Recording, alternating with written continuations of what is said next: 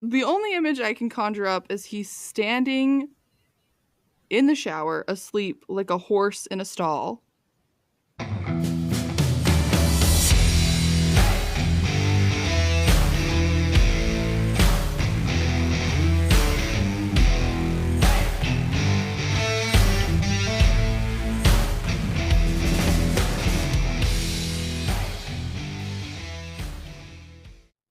Hi, I'm Chansey.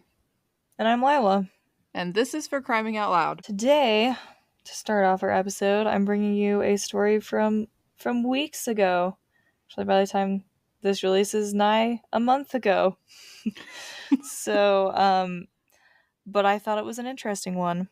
I found this story from December 29th of 2024, of course. And it's a sad one, but kind of an interesting one. So 2 men from Oregon had been reported missing, like, Christmas Day, because they had, like, a couple days before Christmas, they'd gone out on this expedition to search for Sasquatch. Oh, yes, the Bigfoot hunt. What a great way to spend Christmas. So, yeah, they were reported missing officially on Christmas Day, and because they were set to return then. Well, actually, they were set to return on Christmas Eve, which makes sense. So they'd been 24 hours past their due date to come home. And a search was launched, and they, like, weren't found for, like, a week plus. But really sad, they were just recovered. Their bodies were.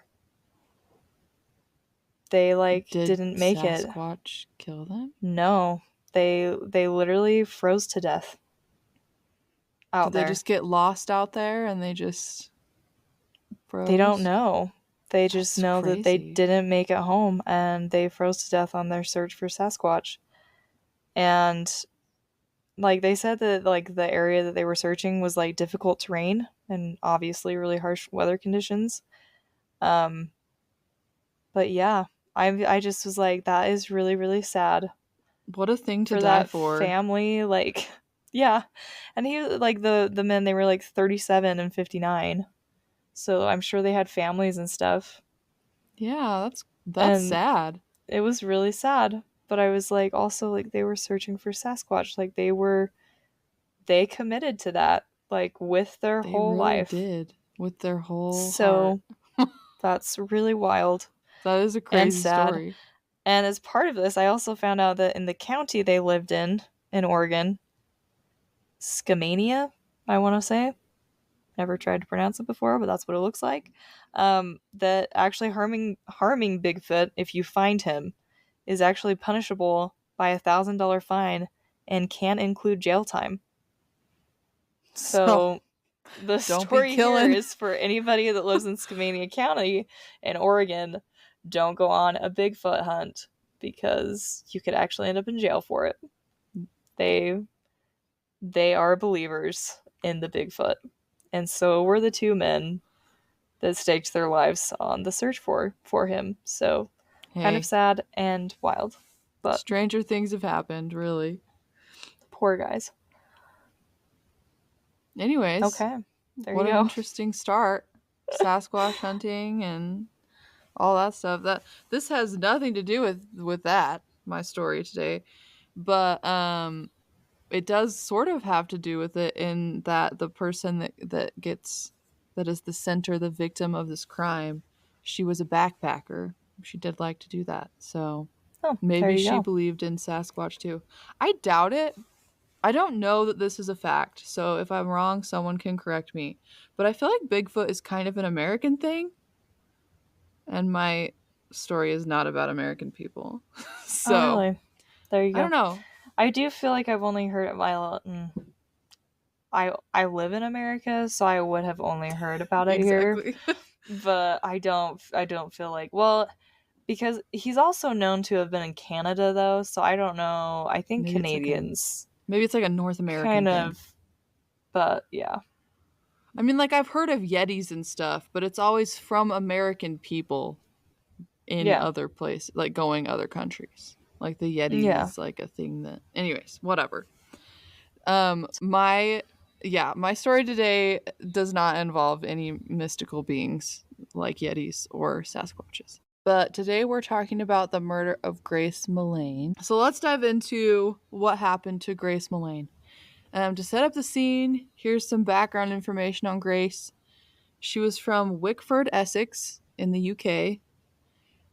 She just recently graduated with her bachelor's degree in advertising and marketing, and she decided to take a gap year, which is, I feel like that's such a European thing. I don't think I've ever heard of an American taking a gap year. Even if they I do feel like take a it gap year, they just happens. don't They call it don't that. call, yeah, that's what I was gonna Yeah. say. I was like, people take gap years, they just aren't like, I'm taking a gap year.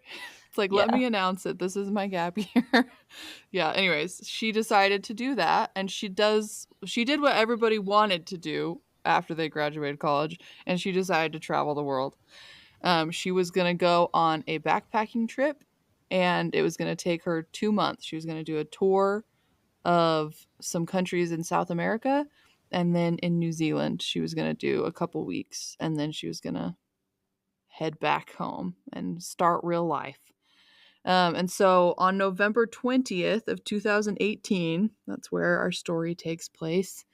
She landed in New Zealand and she spent about 10 days traveling around the North Island. Fun fact for people like me that suck at geography, New Zealand is actually made up of two different islands. It's not just like one landmass. Didn't know that. She was in the North Island. That's where this story takes I place. will say that I did know that. And for I once, with geography, I feel all right about myself. I thought it was one big island that was divided into two different things. This is why I shouldn't speak aloud, because I say dumb things like that.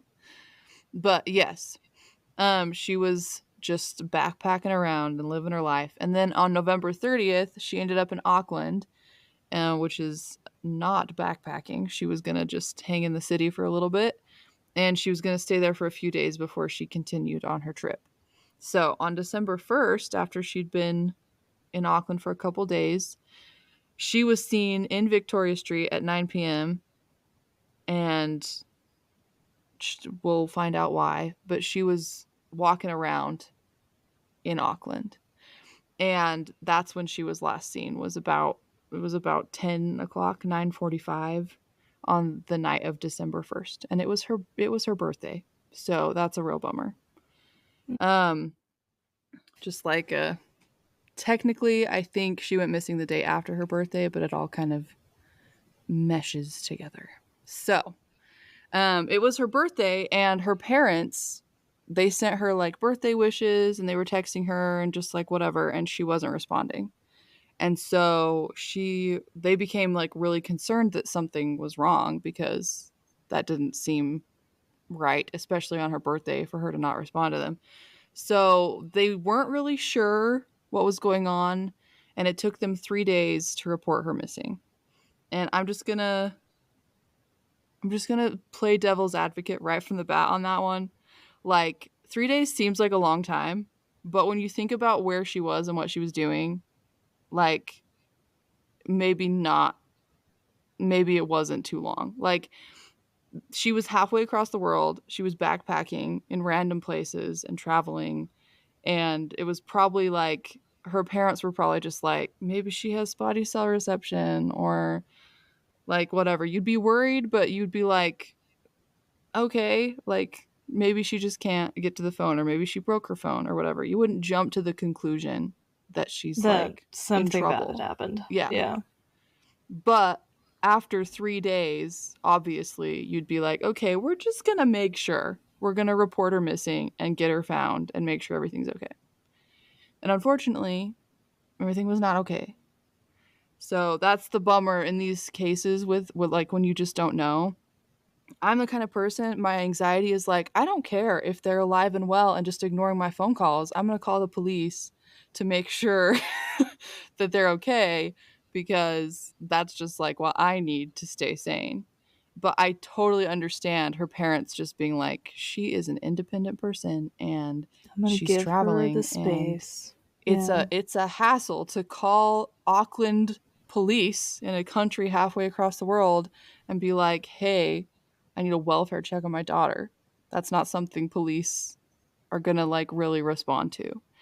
And police responded, but they weren't convinced that something was wrong. But they did look into it for her parents. So they went to the hostel where she was staying and they talked to the staff there, and the staff told police that Grace had not been seen since December 1st, that she didn't come home December 1st, even though her room was paid for a while, and that most of her belongings were still in her hostel room. And they talked to her roommates at the hostel, and none of them had seen her since December 1st either. So That seems a little bit yeah, off. they still weren't convinced something was wrong, but they did continue to look into it. Good And for on them. December 4th, I know, I was like, at least they sort of tried. Like, they did their job.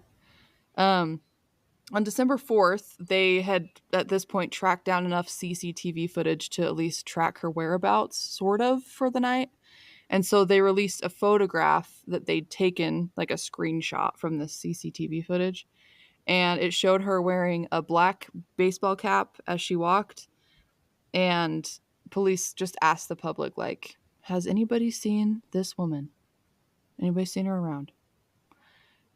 They also, when they released that, said that there was no evidence of foul play, but that they were still looking for her, basically. Um, I don't know. I don't know. At this point, I would be like, something's probably wrong. She hasn't been back to her room for any of her stuff in 3 days. But But okay. I also like see what they're saying. There is no evidence that something happened. Yeah. No, But there it is definitely isn't. weird that she's not there. Yeah. Especially when she doesn't live in that city. Like she's Oh, across yeah. across the world from her home. And it's like So super, like, it's hard when they're transient like that, like they're not going to stick around. So it's like, if she left 3 days earlier and forgot some of her stuff, then she forgot some of her stuff. I don't know. I as a police officer, I can be like, I have other things. I can see that. more I can see pressing how than they were this. like, Yeah. there's something else I could be doing. Which is what's sad, because sometimes it doesn't seem like anything's wrong and something really, really is. So, anyways, um, police started collecting CCTV footage of her entire night, basically. They were like, we're going to track down where she was on December 1st, and we're going to use CCTV footage to do it. And they were able to follow her entire night on CCTV because they're downtown in a big city. Like, they were able to track it, like, literally her whole night. And what her whole night was a date. That's where she went. She went on a date. Oh. Hmm. So Grace and her date, who I'm not going to name yet, matched on Tinder. What a great Ugh. place to meet people. No, Just it's a not. fantastic place to meet people. I love how You I say can't that, but I also met my husband on an online on a dating app. At platform. least it wasn't So Tinder. I don't know. Like, when I hear what this guy on his Tinder profile talked about, like, his sexual fetishes and things like that. Like, that's the kind of ew. stuff that you get No, why are you on matching Tinder with him? sometimes. Exactly. Which is like, I'm not judging. If you've got sexual fetishes that match up, good for you. You do your thing. But like, maybe don't, like, I I don't just know. wouldn't lead with that, Don't you lead with know? that. That's just a little weird. That's fine if you do that on your own time. The whole world Just doesn't need to know, yeah, though. Just like that's keep it fine. in a private conversation. Which, this is super random.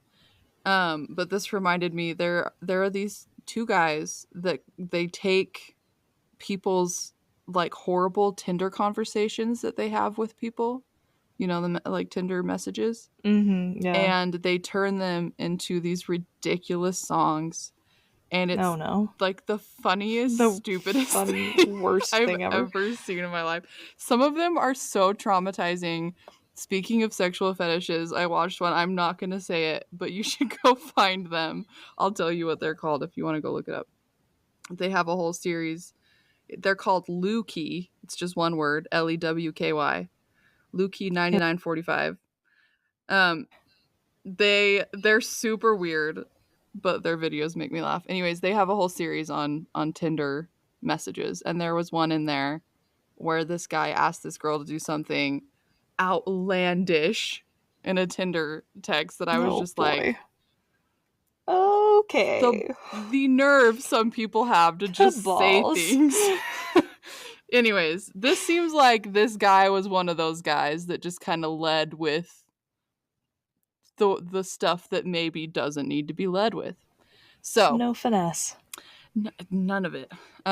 Anyways, despite that, they had matched and Grace was excited and they'd set up a date for the night of December 1st.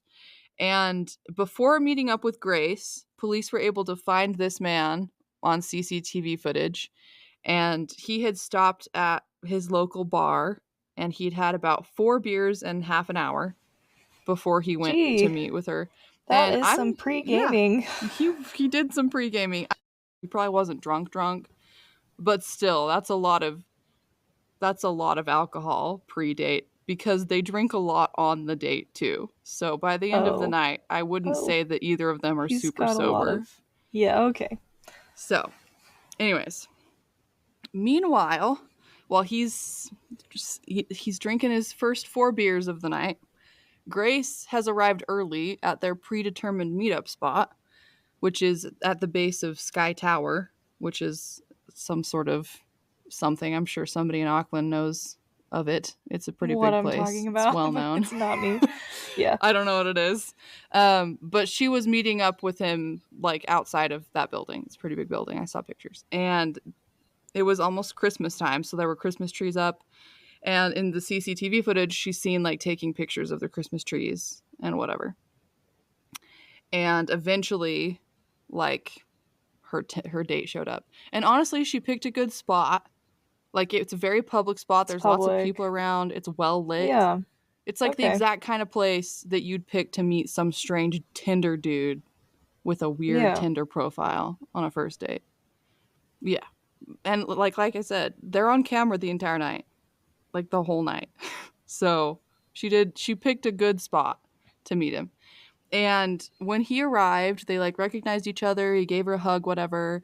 And then they started walking like adjacent to the Sky Tower to something called the Sky City Complex, which is like some sort of mall or something. So they started walking in and they were just going to go get drinks in this bar slash restaurant. And they sat down at the bar. They chatted for a while. You can literally see all of this on tape. And eventually the man paid for her drinks and they left and went to a restaurant that was like half a block away called the Mexican Cafe. It's a very creative name. And there's also CCTV footage of inside this restaurant, so you can watch their entire date. And they're there for about an hour and 15 minutes. And during that hour and 15 minutes, and I don't have exact measurements on this, but it just seems like a lot. Between the two of them, they drank 2 jugs of margaritas and a jug of sangria. And jug Hmm. is the word that was used in the sources. So I don't know exactly what that means. It could be a small jug, it could be a big jug. I don't know. But they drank 3 jugs. So then after their meal and all of their drinks, the guy pays again. And then they continue their night and they head to another bar to keep drinking. They headed to the Bluestone Room, which is the name of the bar that he had been drinking at before their date. So he just took her Hmm. back there. The reason he Okay. took her there is because it's literally in his apartment building, basically. It's like right there. Okay. So Makes sense. he was moving the date Towards towards the being an all night sort of date. bedroom. Yeah. So anyways, the camera in the bar shows them just talking and drinking for a while, and both this man and Grace, they seemed really relaxed and happy. There wasn't like tension or fighting or weirdness. And at around 8:40, the camera picks up this man kissing Grace, and then they spend the rest of their time in the bar kind of tangled up together. And about an hour later, Grace sends a message to her friend They walk through the City Life Hotel lobby where this guy lived, and they get into the elevator and they walk into his room. And he's intoxicated because the CCTV camera catches him like fumbling with his key card to try and get the room door open. Like he's not Okay. super Yeah, so sober. he's not with it. Yeah. Yeah. So, that's all that police know at this point. They don't know who this man is. They don't know what happened after. But what they did know after watching the CCTV footage is that Grace never left that room. She is never seen leaving the room. Like never, never. So, like never. Is he seen leaving the room again? Yes, he is. So, police start digging into who this man could be, and they come across her Facebook account.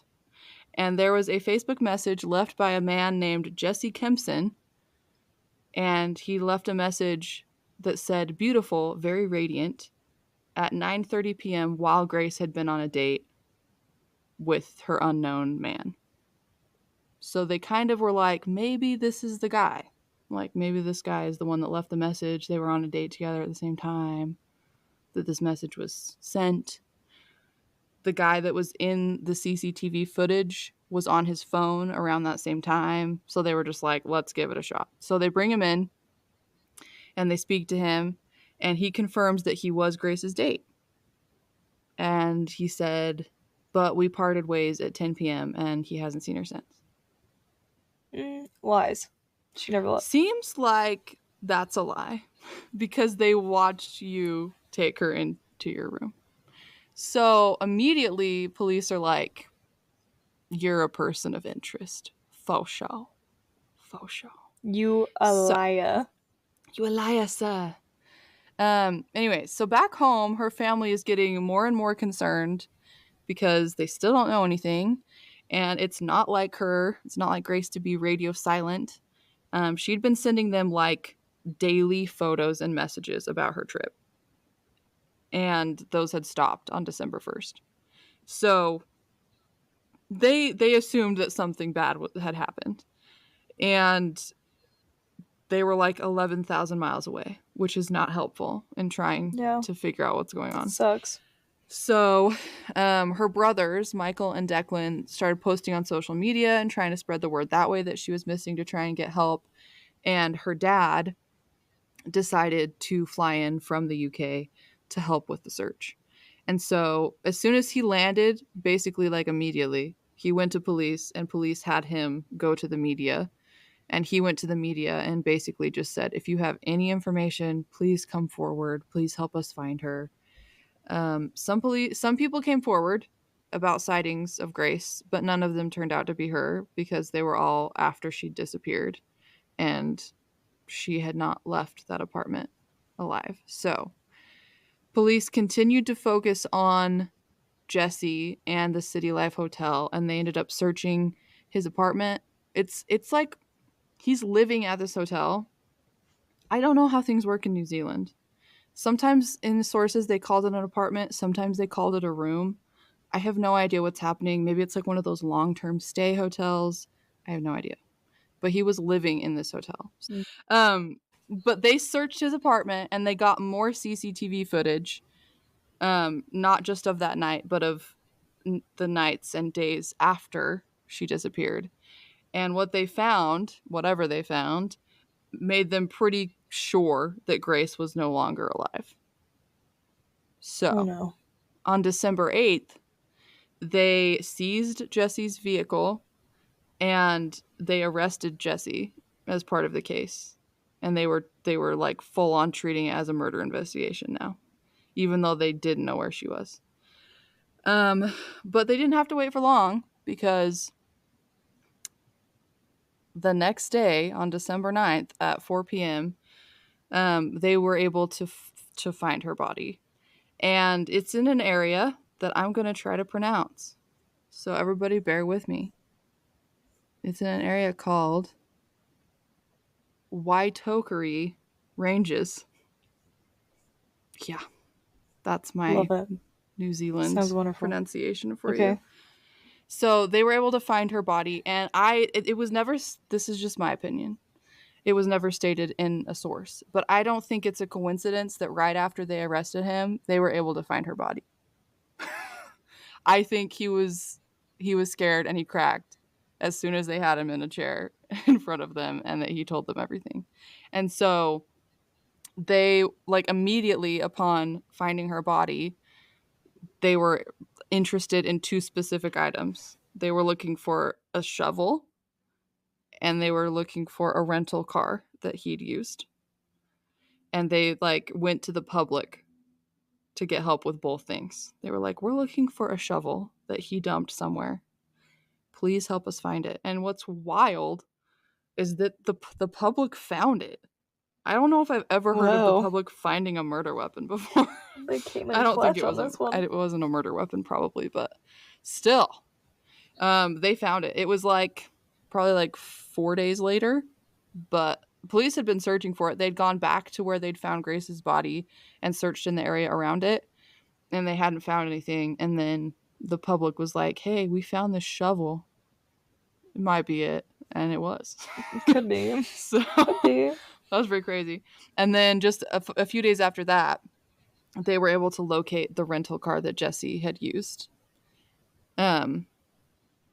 And this is just a random side note, but after they arrested him, he applied for something called a name suppression order, which is exactly what it sounds like. Like, your name cannot be used in media or in anything. People can't know your identity, basically, after you've been arrested. And so he applied for that, and he actually got it. So, like, the media in New Zealand was restricted from using his identity. They weren't allowed to, like, tell the public who he was or what his name was, which is just like a weird side note in this case. I really don't, from what I can understand, they did it in an effort to, like, protect his right to a fair trial, because of makes sense, I guess. this whole case, like, blew up. It was like a media storm. And so, especially in, like, the UK where Grace was from. But obviously, like, this court order, this name suppression order, it can only extend so far because this is New Zealand, not the world. And so the UK was using his name every which way. Every way. Yeah. Every other sentence they were like, Jesse Kempson. Anyways, so I don't really know what the purpose of it was, other than, like, maybe people in New Zealand weren't, like, keeping up with international news. I don't know. So that's just, like, a random side note. But Jesse was determined to plead not guilty, even though he'd, like, basically confessed to police once he'd been interviewed the second time. And they decided that they were going to move forward with a trial. And in Jesse's version of events, this is kind of where his defense jumps off from. This is Jesse's story. And we don't know what happened in that room because he's the only one that was there with Grace. So we just kind of have to piece together what we know from the evidence, which I'll get into after we talk about Jesse's story. But I just want to say that, like, I'll believe him at all. So He's a liar. He's a liar. So Jesse says that on the night of December 1st, after they came back to his room, they engaged in what he called rough sex. As I said earlier, he'd indicated on Tinder that he had some unusual sexual preferences. And he kind of, they revolve around this rough sex thing. He said he liked feet, dominating, and strangulation in his Tinder profile. So, yeah. So he says that they engaged in rough sex, and that's a term that gets used a lot by the defense. And he indicated that it was completely consensual, and apparently after they'd engaged in this act, he'd been choking her, and he thought she was fine. And he went and took a shower, and apparently fell asleep while he was in the shower. While he was in the shower? While he was in the shower. Let me just... Yes, that makes 100% sense to me. I don't have any doubts. We're good. He's... The only image I can conjure up is he's standing in the shower, asleep like a horse in a stall. That's the only thing I can think of. Did you crumple up onto the tile floor and just like fall asleep? Like that doesn't make any No, sense to me. because he wasn't asleep in the freaking No, shower. And because he why would you wasn't even come asleep. up with that lie? Because that doesn't happen. You don't sleep in No. showers. I mean, Because I'm you drown in the sure freaking water 9 times out of 10. What are you well, that's the talking thing is about? like I feel like I'm sure people have like accidentally fallen asleep in bathtubs and stuff. Like I'm sure it Well, and happens. maybe you fall asleep in the shower, but you don't stay asleep. No, Because you're standing because up. You're you'd going to wake topple up. over. You'd There's wake something's yourself going to up. happen. And I get like You ain't sleeping in the also shower, son. I don't believe him. I don't think he fell asleep in the shower. But he was drunk. So if we put that out Okay, there, I that's a can valid see point. maybe he like really really was drunk, even though that's not what it seemed like in the CCTV footage. Like he seemed like not sober, but he didn't seem like blackout drunk either. Like he was still Mm-hmm. functioning. Yeah. So I don't know, alcohol and whatever, and it's nighttime now, and yeah, I can see maybe falling asleep somewhere, but it's still hard to picture him asleep in the shower for an indeterminate amount of time. He says eventually he woke up, still in the shower, and he went. Eventually. Eventually, he doesn't know how long, and he didn't see her in the room, and so he assumed she'd left, so he went to sleep. Okay. Okay. All right. Up until this point, maybe. This next part, no. He's just flat out lying. Okay, well, I also have to just go back to this part of this where he like they have sex and then he just leaves her there and goes and showers and it feels like there's no conversation. Like they just have sex and he's just like nothing, goes showers, Yeah. assumes she's okay. Like that tells me like no convo after that one. He's just Yeah. walking away into He the was just shower walking away. assuming that was just great for Yep. her. Yep. She just had a really good Awesome. time. Yeah. So And like yeah. already he's a pig. Yeah, We're good. he's Thank you, a sir. garbage person. Okay. Outside of the Continue fact with that his allegation. yeah. So, like I said, he just went to sleep because he didn't know where she went and he was like tired, And so like he a just went to real bed. gentleman, he wanted to make sure she was all right. Yeah. So he Turns goes to out, sleep. yeah. Turns out the next morning he wakes up and he realizes that she is lying on the floor by his bed and she's deceased. So, he decides Uh instead of calling emergency personnel, instead of trying to get help, instead of trying to see if she's alive, whatever, he decides that he just needs to dispose of her body. That's the only yeah, possible route cuz he's a forward. totally stellar individual. He's great. Obviously. He's great. And then he says that it was a complete accident. He had no idea that he'd harmed her in any way, and that anything that they'd engaged in that could have been harmful was consensual and just part of the quote unquote rough sex that they'd had. So basically, he was like blaming her, sort of. It's her own fault. She agreed to be choked by me. I shouldn't have to spend the rest of my life in jail for that. That was basically his Right. whole vibe. Yeah. So during the trial, the prosecution took this story apart piece by piece. They were like, "Nah, bro, None you're of not getting that away with makes this." any sense. They were like, "Let me just pick your whole life apart." So, first, they told the jury that around 1:30 a.m. December 2nd, so this is like still the same night, basically. Yeah, right. Yeah. Got it. It's just now December 2nd because it's 1:30 a.m.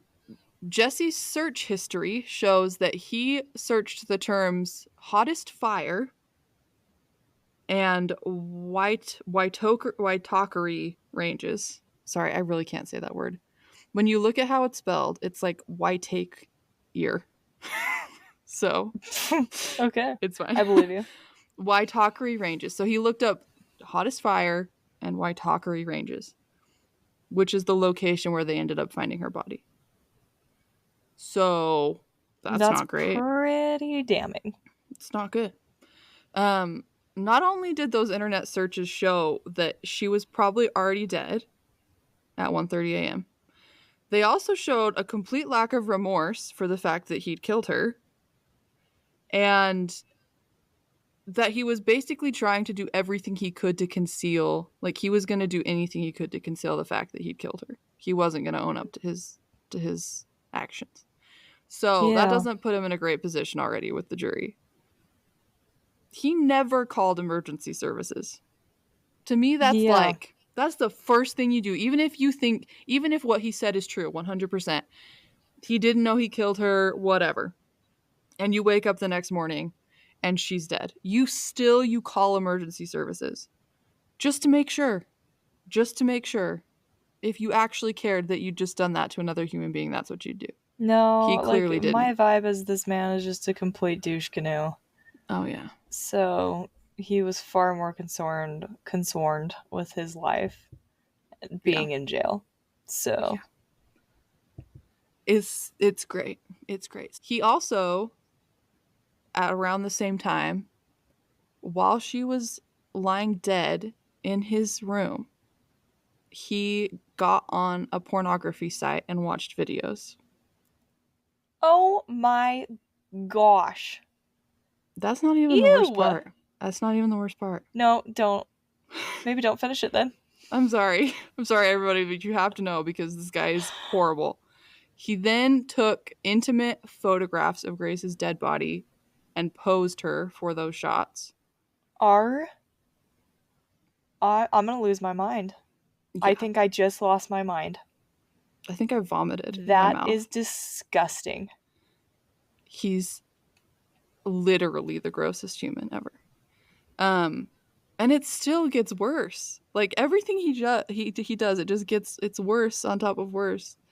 So after he's done whatever he's doing, the sun comes up. He leaves the apartment, and while he's doing all these errands that I'm about to describe, he is messaging another woman on Tinder to set up a date for that day, December 2nd. Ick. He's trying to get another date. Mm-mm. So he goes on a bunch of errands, and these are all caught on CCTV footage because he lives in Auckland, in a city, and there's cameras everywhere. And so they catch him buying 2 suitcases that are similar looking. He buys cleaning products, and he rents a red Toyota hatchback. And then he goes back to the apartment. And they don't know So for this fool sure. is dumb. Yeah, he's just Because stupid. the entire crime is right there in front It's of right everybody's there. faces. Yeah. It's not Okay. hard to piece together what he did. The other thing is that he bought cleaning supplies. They don't know for sure at what point he cleaned, but he did try to clean up something. But it didn't do him much good because police were able to go into his apartment and use luminol to prove that there were blood stains on the carpet in his room. And this was confusing to me because, as we'll talk about right now, police in the autopsy, they showed that Grace had injuries consistent with being pinned down and strangled. That's what I would And assume. yeah, she had injuries that were not just like, this is fun, consensual, rough sex or whatever. Like, this was like, she had injuries that proved like she'd been restrained from fighting back, basically. And that it would have taken 4 or 5 minutes of intense pressure to strangle her the way that she'd been strangled. So I'm not sure that can be an accident, 4 or 5 minutes of like brutal strangulation. That's not really an accidental thing. I But mean, I'm gonna play the devil's advocate here. If you are like really carried away in the moment and you have like absolutely no, like zero caring for the opposite person, you might forget like what you're doing. You might. You I might mean, forget I that, like, get you're what you're applying saying. pressure for, like, 5 minutes This isn't just and like just, like, not sort of pressure care though. enough. Yeah, no, This I is get that. like this is like pressure. Like Yeah, no, I get completely it. It's cutting like off somebody's you're windpipe. you're killing somebody. Yeah, I You're get that. exerting a lot of energy into that. And I can see, like, maybe you're right. And it's happened before, and we'll get into it. Because this rough sex thing, it's an actual defense that people have used. Because apparently it happens more than I thought it did. But, like, it just seems hard for me to believe that she wasn't struggling during that. You know what I mean? Yeah. Like, that he could actually say, like, she was fine after that. Like, that I don't agree with. I don't agree that at some point during that whole whatever, she didn't try to fight back or, like, let him know that she wasn't okay. You know Yeah. what I mean? Was she, That's where I like, find issue with it. did she have any marks of being, like, restrained? I didn't see that there were, but I'm not sure. Like, one of the sources, and I just, like, I didn't put this in here because it's only in one source that I saw it. One source said that she did have, like, some indication of being restrained. They didn't say what, but I don't know where they got that information from, so I don't know for sure. But it seems like it's Hmm. possible, but I don't know.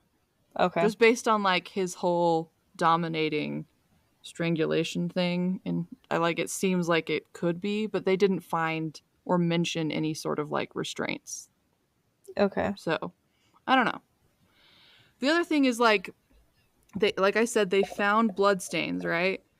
But I'm like, if she was strangled, like, Why is there blood why stains? are there blood stains? And I'm gonna send you a picture. They actually have a picture of these, like, blood stains, and I'm gonna show you. So yeah, so I'm showing Lila a picture of this image that they have of the blood stain.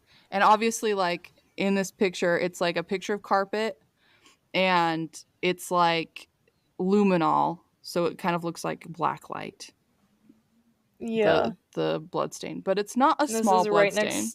next to the bed. Yep, right next to the bed where he said he found her. Are they So sure that this is her blood? Because that's a lot of blood. yeah, and that's the thing that I was confused about. I don't know if they know. They didn't say it in anything that they proved that it was her blood or not. I think they assumed because she died in that spot, which would be like an awfully weird coincidence.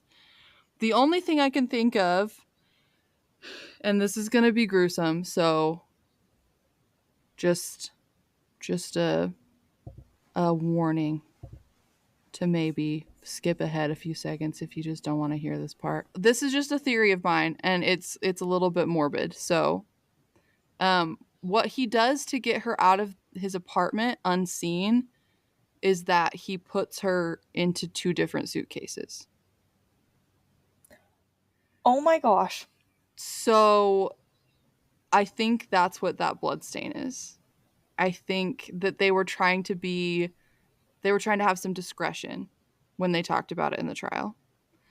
And in the media because it's horrible. Oh my gosh. But at one point in the afternoon, and this is the crazy thing, and we'll get into it because we're still on December 2nd. So he's just bought these supplies, whatever.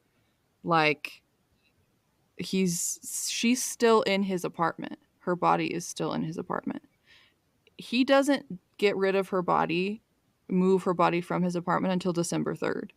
So she's just in his house all day. And he's in and out of the apartment all day. But at some point after he's returned, he's probably been trying to clean up the crime scene or making even more of a crime scene. I don't know. He leaves his apartment and he goes on a date with that woman that he was messaging on Tinder. Oh my gosh, people don't date people from Tinder. Don't Please do don't this date to people from yourself. Tinder. Oh my Um, gosh. he he made this woman on this date very uncomfortable, which Yeah, makes I'm sense betting.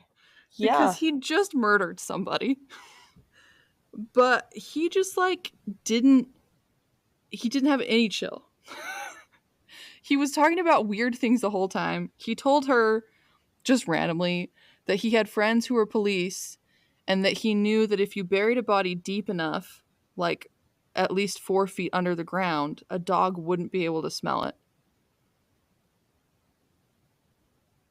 Okay. Yeah, I'd leave right then. I would be Thank you like, for that and information. my friend's picking me up. Gotta I gotta go. go. I gotta go. He also told her that it was, quote, crazy how guys can make one wrong move and go to jail for the rest of their life, end quote. And that he'd had a friend, a guy he knew, who had a girlfriend who wanted him to like have rough sex with her, and that the girlfriend had died because something had gone wrong while they were having sex. He said all of this to his date. He said this to his date. So his date ran. Like, literally ran away, I hope. I don't. Yes, obviously. She he was super creepy, and she stuck around for a minute, but it was probably just so she could figure out a way to like get away without being like super obvious that she Yeah. was like wanting to run and scream from him.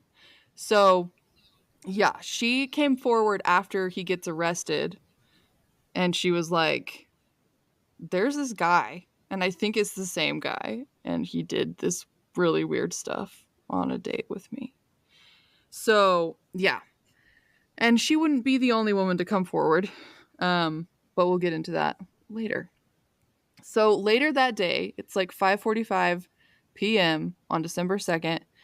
Um, Jesse went to a store, I don't know what store, and he rented a machine called a rug doctor, which is a carpet cleaner. It's like one of those big giant carpet cleaning machines. Um, and he told the shop person that he needed it to remove a red wine stain. That's why he needed it. Wow.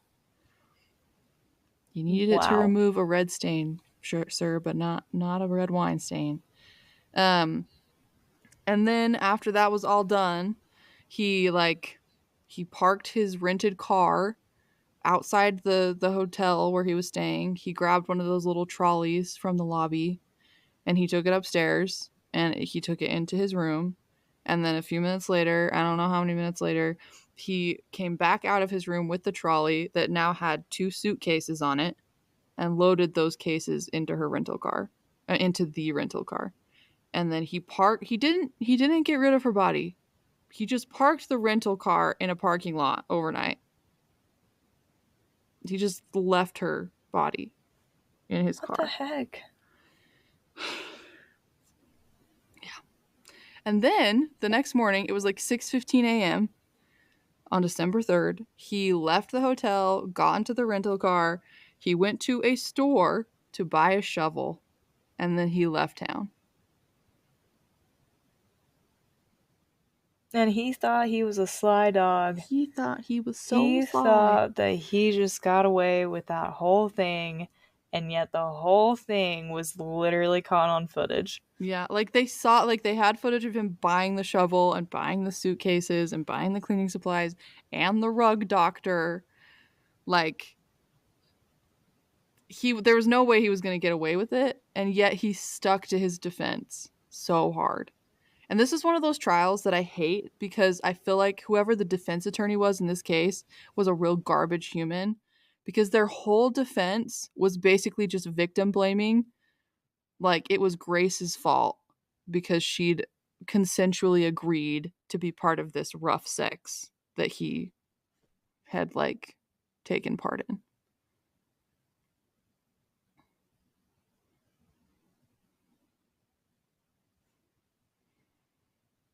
Okay, all right, I'll just keep going. So this prompted me to start looking into like what that actually means, because apparently the rough sex defense is like a real actual thing. It's also known as the 50 Shades of Grey defense because of that whole book. So like I looked into it, and it literally is what it sounds like. It's like mostly it's always guys. I didn't see a case where it was a woman that was claiming this, but it was a guy claiming that a girl or a woman was like okay with having rough sex, and that in the course of that rough sex the woman had died and that it was an accident. And Yeah, that's icky. that's what their defense is. So, and I'm not saying that's never happened. I don't know people's lives and what they do and whatever. I'm sure that has happened. I'm sure that accidentally someone has died in the midst of doing some things that maybe were a little bit too much. But at the same time, does that mean that like the person that killed somebody isn't responsible for what happened? And that's No. what the rough sex defense is supposed to like question, like the person like agreed to this, therefore it can't be murder. It's like no. No, And not I'm true. just going to say like I don't agree with that. Obviously, I don't agree with that. I've never strangled anybody. And I'm not like a man who's like way bigger than I am and way stronger than I am. But I have a hard time believing that you can strangle someone and not know when you're taking it too far.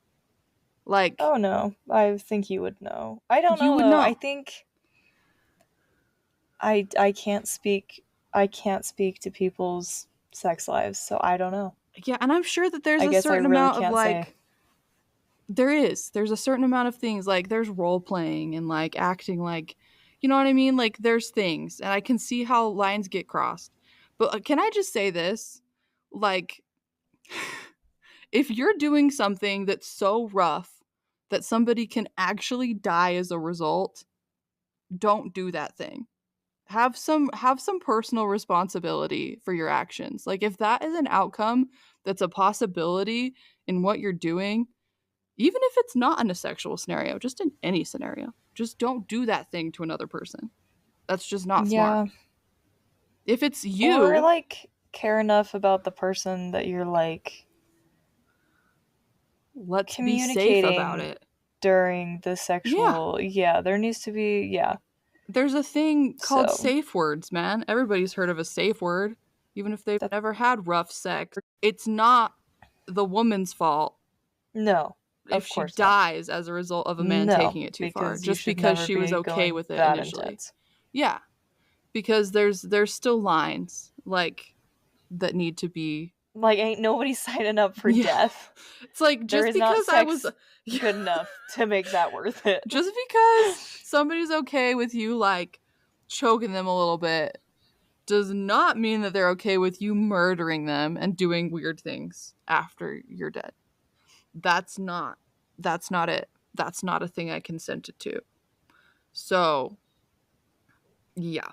The jury agreed with us because they found Jesse guilty at the end of the trial in November of 2019. And it was only after 5 hours of deliberation that they were like, that guy's guilty as hell. So in February of 2020, he was sentenced, and I thought his sentencing was ridiculous, but he was sentenced to 17 years, and then he'd be able to seek parole. Well, So that's ridiculous. he wouldn't even be in jail as long as she was like 22 years old or something. 21. It was just ridiculous. Anyways, whatever. That's what they did. So after his this trial, he was also charged with some other crimes relating to some other women that he'd harmed in the past. One woman said that while they were together, he'd literally just snapped one day, attacked her, and then held a knife to her throat while he screamed at her. So he was charged Okay. with some assault stuff for that. Yeah. Another woman came forward and said that he'd raped her after a Tinder date and that she'd just like gotten out as soon as she could and she hadn't come forward because she didn't know what to do. And he was charged with that. So for those crimes, he was sentenced to an additional 10 years, but I don't know if that's like consecutive or if it's all just served at the same time. I have no idea how that works. Okay. But as of right now, he's only a few years into his sentence. So he should be super old. He won't be super old, but He'll be older, half old, half dead. half old when he is released. And maybe they won't release him on parole. Maybe he'll just stay there for forever. but we'll That's see. terrible. Anyways, that Wow. is the murder of Grace Millane. That is a truly... It was horrible. Yeah, I don't even have words for that one. That's... It was really, really bad. I'm just left speechless. Yeah, this is Yep. one of those ones that I'd heard forever ago, and then I'd forgotten all of the details because it was like probably one of those ones I was like, I don't want to remember that. That was terrible. And then I was like, this is an Yeah, interesting case. And then I was like, actually, it's not. This is terrible. So, like yeah, vaguely it sounded familiar, but like to the point that like, yeah, I feel like I'd just chosen to be like, I don't want to remember that. I don't like it. Well, and that well, So, I've heard some rumors about this case, like that he posted pictures of the suitcases with her body on social media. did he do that? But no, I don't think so. There's there's no evidence that he did, and the sources that I saw that were credible didn't mention anything like that. There were just some like random, Okay. those like clickbait sources where Yeah. they mentioned something like that, and I was like, "Oh, that's interesting," and then I was like, "No, that's not real. That didn't happen." That's not So actually what happened. yeah, but there was just some like, yeah, the media really ran with this one, which I get because it's horrible and like the gall of somebody to try and take blame off of themselves when they The kill somebody victim. just drives me nuts. Like Yeah. they're blaming the victim and like not taking responsibility for something that they did. I don't think he like premeditated this at all. I think it was like an in the No. moment thing. I think so too. I saw in some sources that this was typical behavior for him. Like some more women came forward. They hadn't been like harmed, like he hadn't killed them, but they were like he took it too far.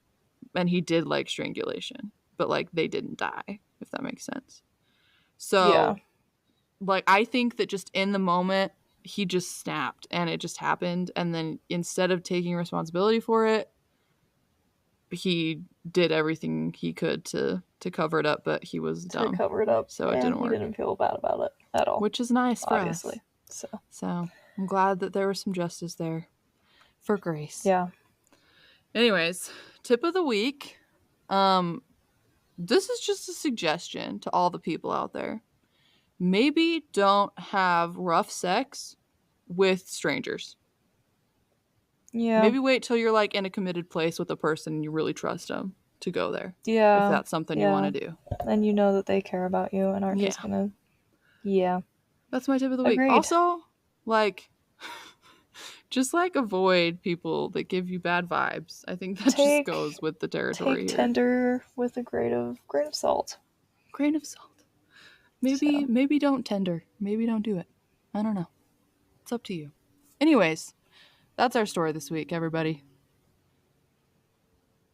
there you have it. Stay frosty, y'all. Until next week. Bye.